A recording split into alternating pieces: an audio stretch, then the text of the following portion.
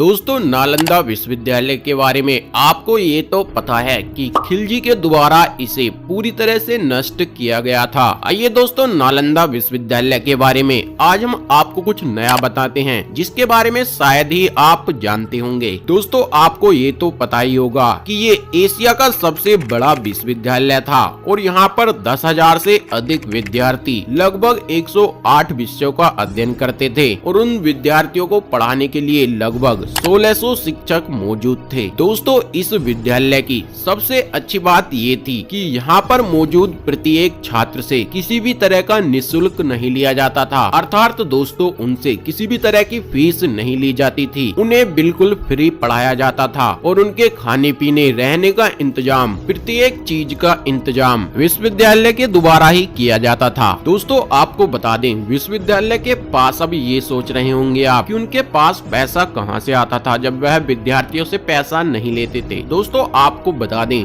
विश्वविद्यालय के पास एक अपॉर्चुनिटी मौजूद थी कि आसपास के जितने भी गांव थे वहां से वह, अगर आज की भाषा में जाने तो इनकम टैक्स प्राप्त करते थे। यानी कि दोस्तों, वह उन गांवों से लगान वसूल किया करते थे, जिससे वह अपने विश्वविद्यालय को काफी अच्छी तरह से मेंटेन करके रखते थे। आइए दोस्तों, अभी ये जानते हैं आखिर नालंदा विश्वविद्यालय का निर्माण किसने कराया था। दोस्तों, आपको बता दें, नालंदा विश्वविद्यालय को 3 राजाओं ने मिलकर बनाया था। दोस्तों, आपको बता दें, 5वीं शताब्दी में आज से लगभग 1600 वर्ष पूर्व कुमारगुप्त प्रथम, जो कि मौर्य साम्राज्य के राजा थे, उन्होंने नालंदा विश्वविद्यालय का निर्माण कराया था। फिर इसके बाद कन्नौज के राजा हर्षवर्धन ने 7वीं शताब्दी में नालंदा विश्वविद्यालय का फिर से निर्माण कराया था। फिर इसके बाद बंगाल के राजा देवपाल ने 9वीं शताब्दी में नालंदा विश्वविद्यालय की 3री मंजिल का निर्माण कराया था। दोस्तों, आपको बता दें, इस विश्वविद्यालय की इतनी ज्यादा मान्यता प्राप्त थी कि विदेशों से विद्यार्थी यहाँ पर एडमिशन के लिए आते थे और आपको बता दें, हर एक व्यक्ति को यहाँ पर एडमिशन नहीं मिलता था। दोस्तों, आपको बता दें, इस विश्वविद्यालय में एडमिशन मिलना एक बहुत ही कठिन कार्य था। दोस्तों, आपको बता दें, आप ये समझ सकते हैं कि इसमें अगर 10 लोगों की परीक्षा हो रही है तो उसमें से केवल 3 ही लोग इस विद्यालय में प्रवेश पा सकते हैं। तो आप समझ सकते हैं कि इसमें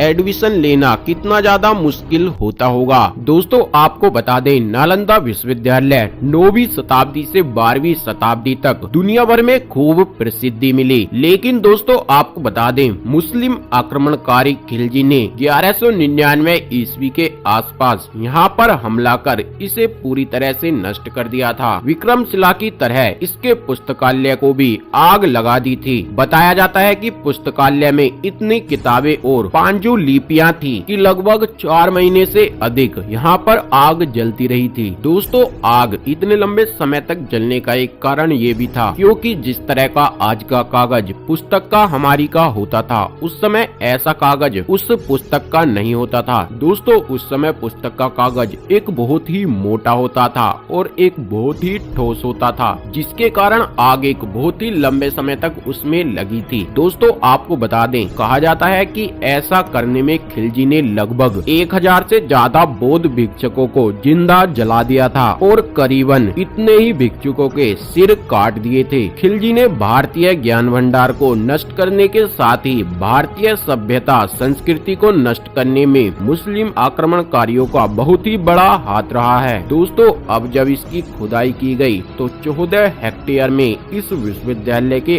अवशेष मिले हैं। यहाँ पर सिर्फ छात्रों के लिए ही 300 से अधिक कक्ष बने हुए थे। भारतीय संस्कृति का एक यह बहुत ही बड़ा और विशाल भंडार था। इसमें ज्ञान की एक भरपूर मात्रा समाई थी। अगर खिलजी के द्वारा यह नष्ट नहीं किया जाता तो आज भारत के पास एक बहुत ही ज्ञान भंडार मौजूद होता। तो दोस्तों, आपको ये जानकारी पसंद आई हो तो वीडियो को एक लाइक आप कर सकते हैं और चैनल पर नए हैं तो सब्सक्राइब करना ना भूलें।